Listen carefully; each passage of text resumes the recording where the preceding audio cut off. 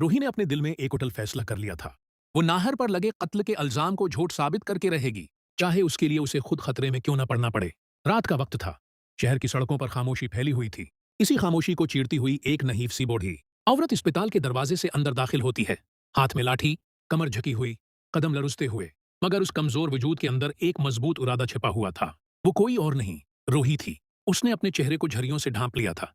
सफेद विग पहनी हुई थी, आंखों पर मोटा चश्मा और आवाज में कपकपाहट। खुद को पहचानना भी मुश्किल था। वो जानती थी कि अगर सच तक पहुंचना है तो उसे ये खतरनाक खेल खेलना ही होगा। अस्पताल के कॉरिडोर में अजीब सा सुन्नाटा था। दूर कहीं मशीनों की बीप बीप सुनाई दे रही थी। रोही की नजरें हर तरफ घूम रही थीं।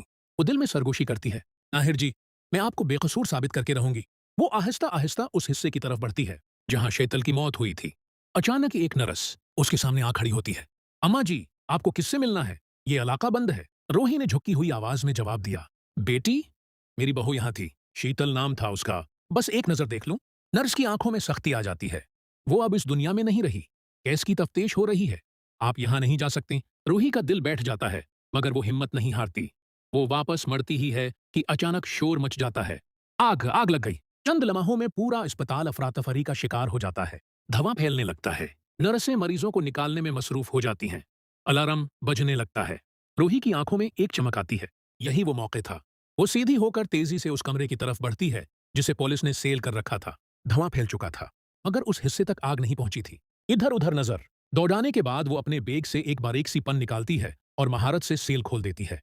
दरवाजा चरचराते हुए खुलता है। कमरा सनसान, दीवारें जल चुकी, फर्श पर राख बिखरी हुई। रोही झुककर जली हुई फाइलों को देखती है। इचाक का एक टुकड़ा उसकी नजर में आता है। उस पर आधा नाम वाज़ेह है, सपर। उसके दिल की धड़कन तेज हो जाती है। क्या यह स्पर्श है? क्या वही उस खेल का असल किरदार है? उसी लम्हे उसे एक शीशी दिखाई देती है जिस पर दवा का लेबल आधा जला हुआ है। वो उसे हाथ में लेकर गौर से देखती है। क्या यही वो जहर था? कदमों की चाप सुनाई देती है। रोही फौरन दोनों चीजें अपने दोपटे में छिपा लेती है और दोबारा कमजोर बूढ़ी औरत का रूप धारकर बाहर निकल आती है।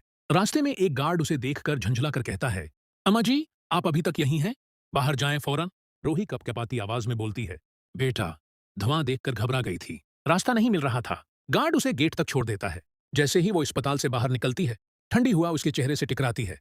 वो गहरी सांस लेती है। आंखों में आंसू उभर आते हैं, मगर ये कमजोरी के नहीं, उम्मीद के आंसू थे।